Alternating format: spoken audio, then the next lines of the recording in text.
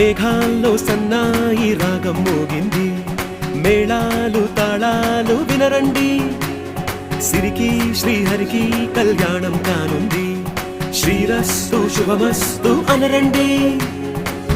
అచ్చతలు గంటో పెళ్లికి అర్థం చెప్పారంటూ, మెచ్చదగు ముచ్చట ఇది అని సాక్ష్యం చెబుతామంటూ, జనులంతా జై కొట్టేలా జరిపిస్తామండి. అందాల కుందనపు బొమ్మవని జత చేరు